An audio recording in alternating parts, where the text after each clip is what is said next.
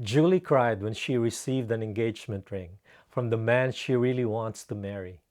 He would be the perfect husband, and she would be the expectantly happy bride. But her tears were not of joy, but of helpless sadness. The events that led to the day she said goodbye will forever be etched in the memory of Andy, who until the last moment was still hoping he could find the woman he came to know and love. This is the story of Andy. Hi, I'm Joe the Mango. Hello and welcome to another episode of Love Notes.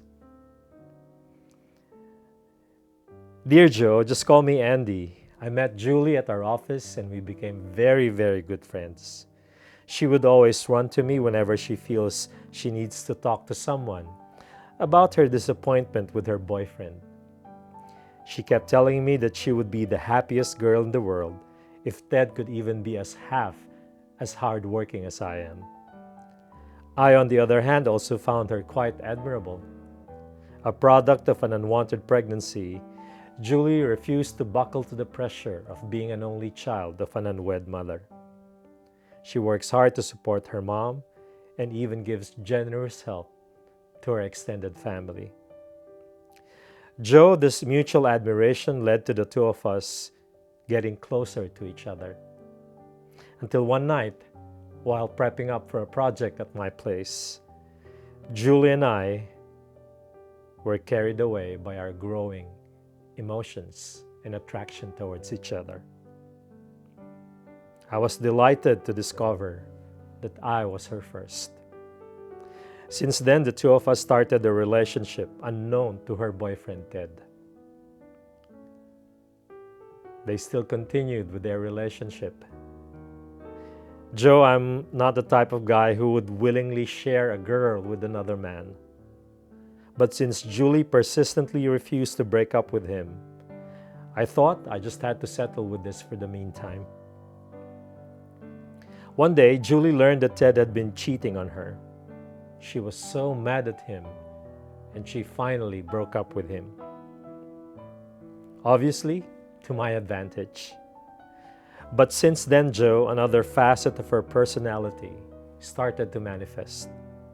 Julie is extremely insecure. Most of the time, she would nag me about other girls that I come in contact with and in my social life. The smallest of things have triggered nasty confrontations, since I'm not particularly tolerant to her tantrums. Most of the time, we're okay. Whenever we're not fighting, Julie is actually the sweetest, most thoughtful, caring, and affectionate woman in the world. But whenever we fight, she turns into a vicious tiger, a trait that I found so hard to accept. Soon, Julie was already asking me when we are going to get married. I know that I love her, Joe, but there are some things with my life and my career that I need to settle first before tying the knot. So I told her that we'll start the wedding preparations as soon as I come back from a 6-month overseas project that I have to deliver. She was clearly disappointed. She said a lot could happen in 6 months, and she said she's willing to forego a formal church ceremony for a quick civil wedding, to which I'm strongly opposed. Joe, just before I left, Julie broke up with me. She said she accepted Ted's marriage proposal, but she emphasized that she still loves me more than Ted. I was shocked at the fact that it was so easy for her just to turn her back on me and decided to marry her ex-boyfriend just because I'm not ready for marriage yet.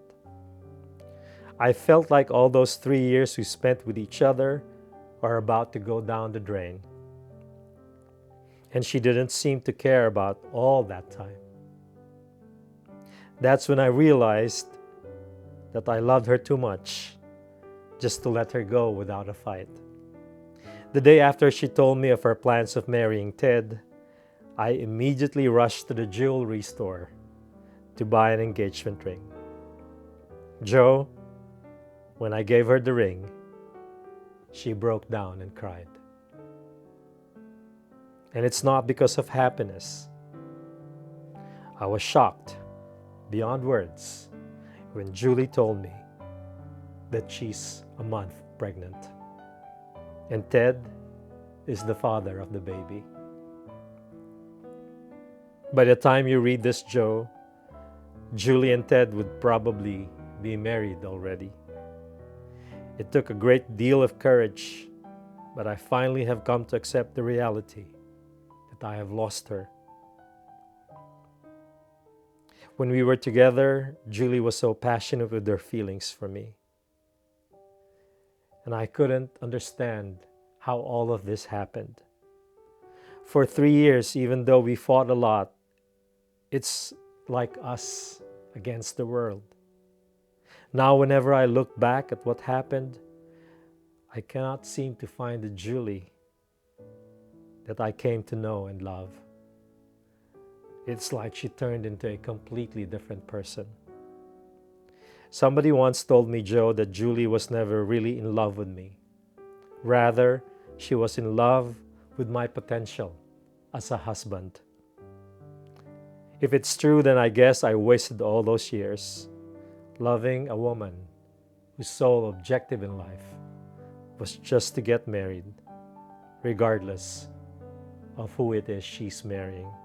If I had known, I wouldn't have exerted all that effort troubleshooting a turbulent relationship. I have since learned to accept what happened, Joe, but sometimes I stop and think about Julie. I guess I still miss her. She is, after all, the woman I love the most. Joe, thank you for this opportunity for me to share my experience with you. I wish you all the best, and also to your colleagues. God bless you. Sincerely yours, Andy.